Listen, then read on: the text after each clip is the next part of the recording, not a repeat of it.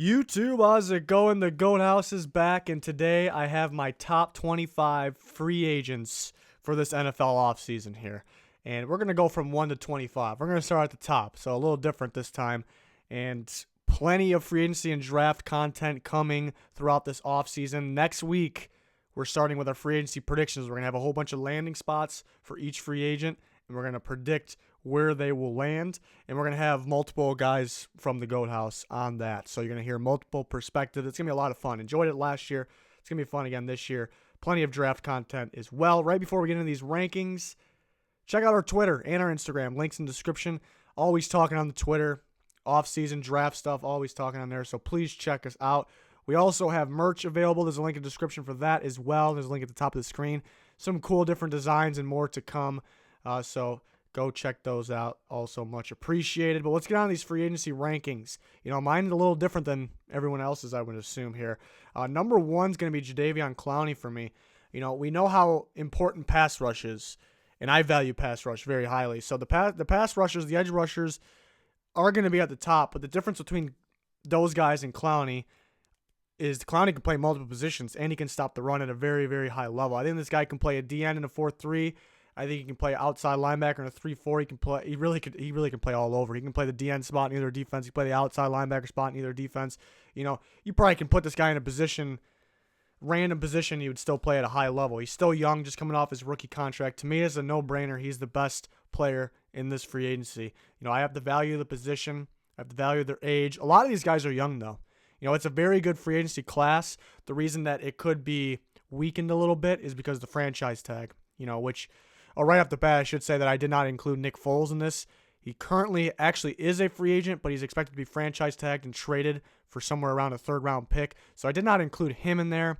If he was included, he would probably be in a battle right here with Clowney for one or probably the 2 spot, because Clowney can play multiple positions, and that's the main thing that gets him the 1. But the problem with I don't like the franchise tag. Don't like it how it is, as it is, and the fact that you can franchise tag and then instantly trade a guy. Don't like it one bit. So hopefully a lot of these guys aren't franchised, so it can make free agency a little more interesting, because there's a lot of good young players at great positions, important positions. So Clowney comes in at number 1 for me. Number 2 is going to be DeMarcus Lawrence. You know, it's a battle between 2 and 3 too for me. DeMarcus Lawrence is proven. You know, he's going to be a 4-3 D end. You know, I don't know if it's out of the question if he can play 3-4 outside linebacker, but it's unlikely, very unlikely. But he can do it all, too. He's not just get after the quarterback, stop the run. You see him make pass deflections in big moments. You know, I like DeMarcus Lawrence a lot. Still young. I'm going to say that for a lot of these guys. They're all very still young. The main thing here, what puts him at 2 over who I got at number 3, is he's much more proven, you know, and you know he's going to go out there and play at a high level. You know it. Number 3 is going to be D Ford, who I liked based off 2018. Maybe should be number 1, you know, based off their play in the 2018 season. Probably be number 1, but that's not this video. And I still think he's going to be very good, but it's a little risky. Depends on the money, which he can go for less than what people think based on his ability from 2018. But he's had really one good year. He's had some solid years here and there.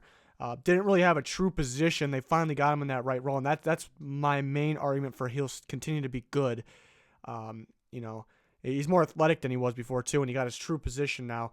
And some people view him as kind of just a speed rusher. You know, it's almost like an insult though. Like, you're just a speed rusher, but to me, it's really not, because that's really, I think he's more, first of all. But if some guy's a speed rusher, that's where the NFL is heading right now. You know, the athletic guys win.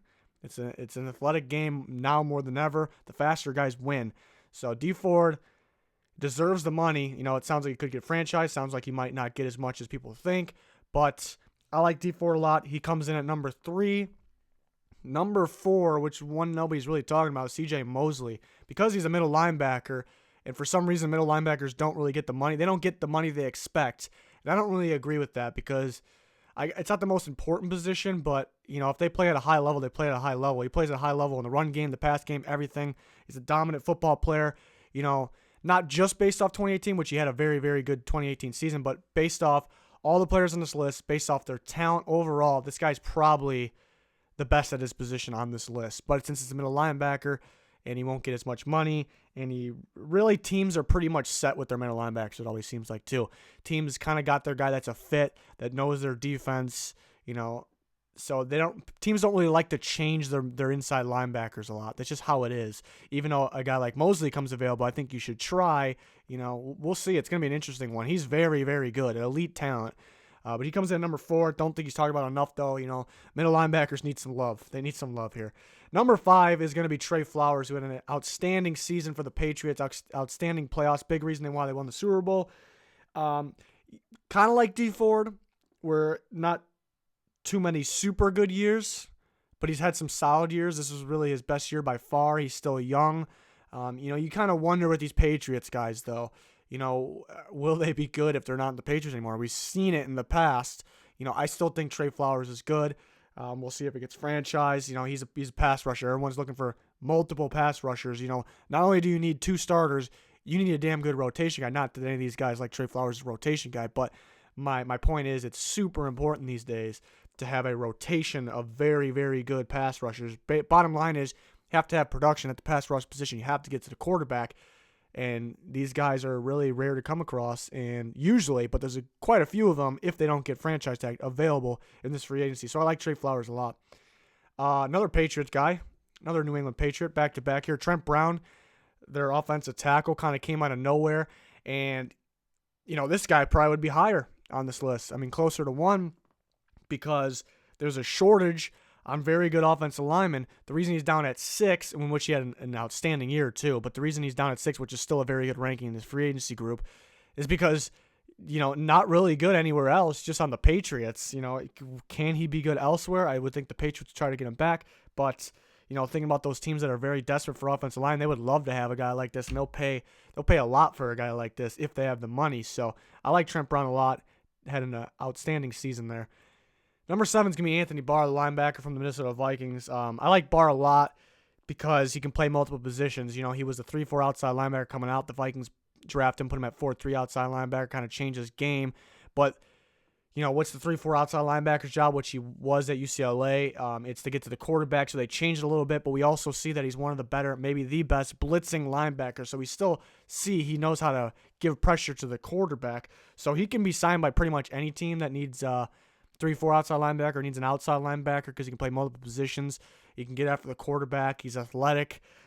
So Anthony Barr can do a lot. I think there will be a lot of teams after him. I don't know if the Vikings will be able to pay him. It should be very interesting. I like Anthony Barr a lot. Did have some games he missed this year, though. So he needs to stay healthy. Number 8 is going to be Frank Clark, the pass rusher from the Seahawks. Another young pass rusher. Played defensive end from them. Honestly, if I think about it right now, I think he can play 3-4 outside linebacker, too. I think he can play multiple positions. I'm just kind of starting to like him more and more now that I'm talking about him and realizing they can play multiple positions here.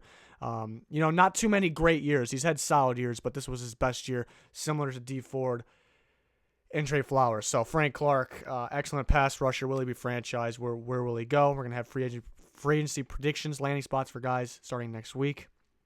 Number 9 is going to be Le'Veon Bell.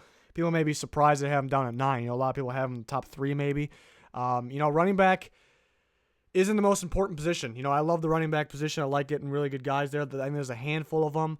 I'm kind of looking for more of the speedy guy these days, and you can find him that can do that and do things that Le'Veon Bell can do. He's a very good running back. Took a year off, though, not playing for a year. Could argue that could help him with the fresh legs. I'd rather have the guy that's, been into it, been playing, and I don't really like his attitude, honestly. So he can't love football that much, if he sits out for a year. So he takes a hit for that. And I think you can find a running back that can, maybe he's not as good as Le'Veon Bell, but I think you can find a running back for a way, way, way cheaper cost there that can be pretty close in terms of production. We've seen multiple teams do it. Even find undrafted guys. So very good running back, but some things kind of knock him down to 9. And, look at a lot of pass rushers ahead of him here for me. Pass rush, very important, obviously.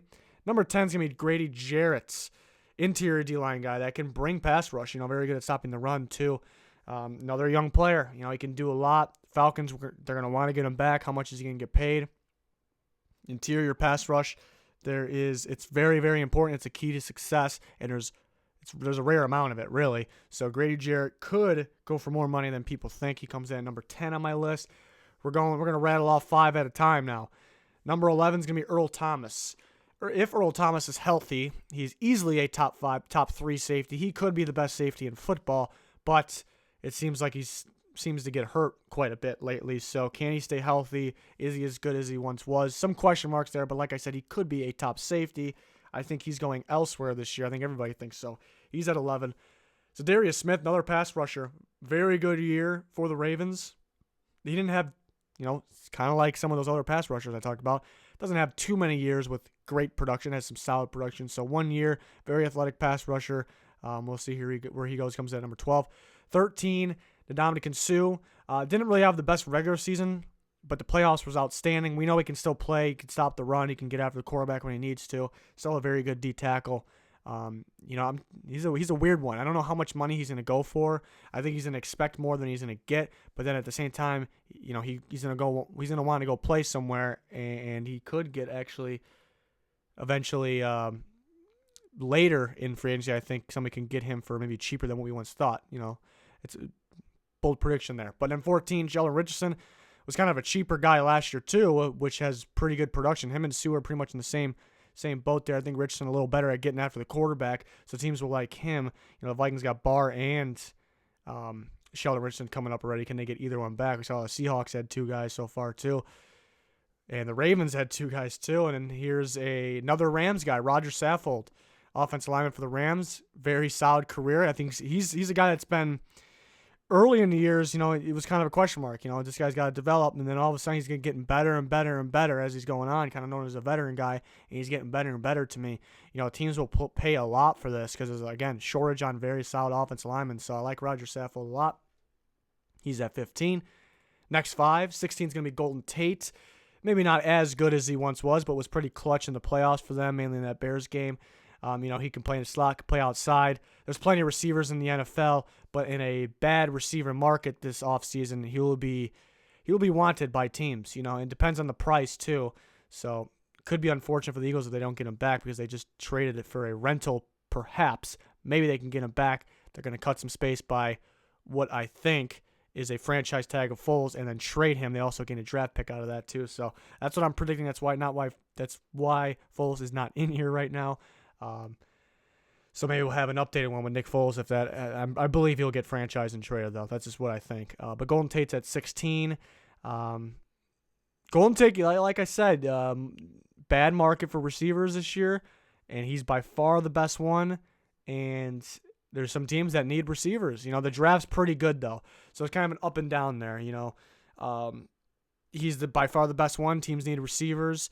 So maybe he'll get paid more than he thinks, but then the receiver is loaded. The receiver class is loaded in the draft. So, kind of back and forth there. It's going to be very interesting to see what his market will be. 17 is Darrell Williams, another guy that's not really being talked about enough because he was hurt all year. Easily the Panthers' best offensive lineman. Very good one. Again, shortage on linemen. He would be much higher on this list if he wasn't hurt all year. So could that injury come back into play? Will he get less money because of it? I think the Panthers need him back, but other teams could use him too. 18 is a boom or bust guy here, Ziggy Ansah. He could be, if we redid this list after next year, he could be number 1 because we know he's a very athletic pass rusher, very good pass rusher, but he keeps getting hurt, and when he did play this last year, didn't look too good. You could argue he's playing hurt, but season was pretty much over, and they could have kept him out to play it safe.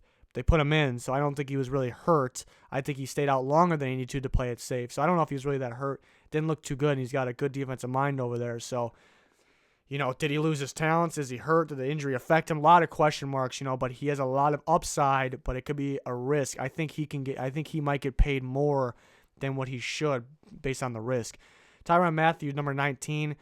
More of a box guy. Some people consider him a corner, some a safety. He's more of a box guy, which is very important.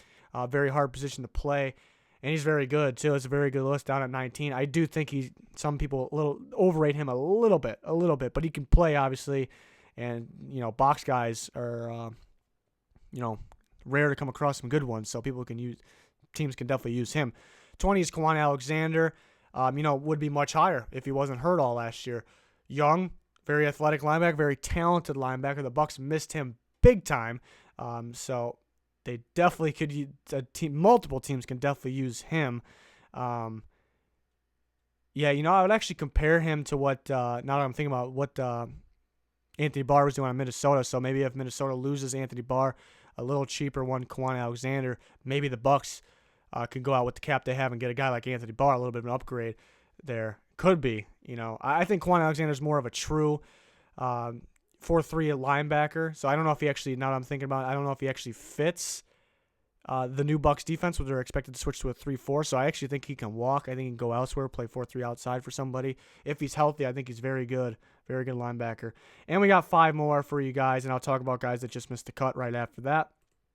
21's Landon Collins. If you're familiar with me, my channel here, I'm not a huge Landon Collins fan. I still think he's good and he can play. I think he's a bit overrated. I almost think he's one of those money backers. I think he can play outside linebacker in a 4-3, honestly. But he can play safety. He's better than many safeties in the NFL. I just think he's a little bit overrated, but he can play. He comes in at 21 on the lists. The Giants, there was rumors that they tried to trade him, and teams wouldn't even give up a 3rd-round pick during that. So I think the league recognizes that's his value, and that's kind of where I got him. I still think he's good. I think people would value him as worthy of a 1st-round pick right now, and I don't think so. 22 is Juwan James, another underrated offensive lineman for the Dolphins. I think he's very underrated. I think he could play. I think those teams that need offensive line help should take a look there. Tevin Coleman, another running back, I think is underrated. I think he's very good. Spent a lot of time splitting with Freeman, but then got the chance when Freeman was hurt and was very good. He can go elsewhere if they decide Freeman's their guy still. He could be that feature back, that starting running back for somebody. I like Coleman a lot. 24 is KJ Wright. Don't know if he's as good as he once was. It looks a little less athletic, I think, due to injuries. Did miss some games this year, but definitely can play. Big reason the Seahawks defense is very good.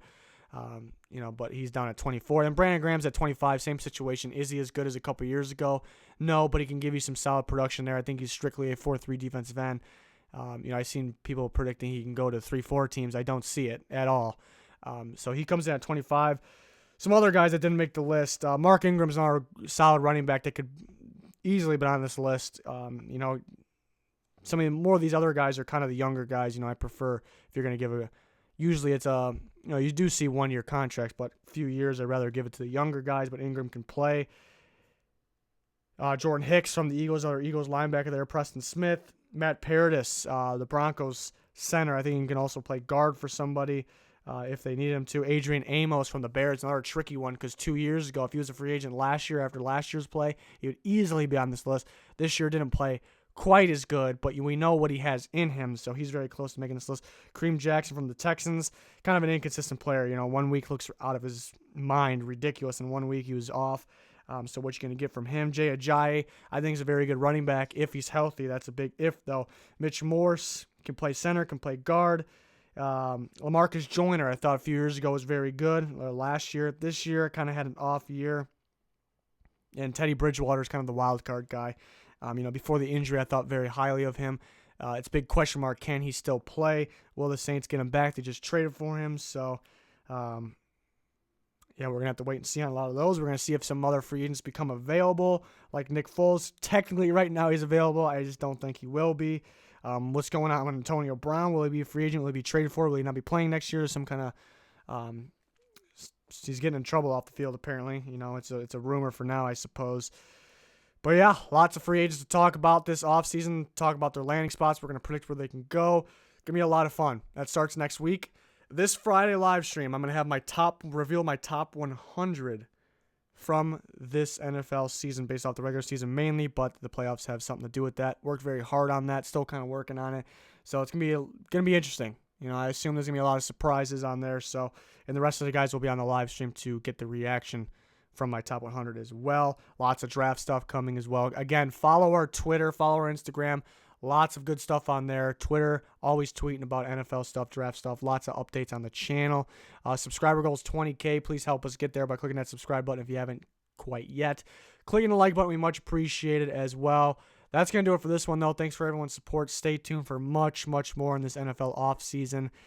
That's going to do it, though. Thanks for watching. Goodbye.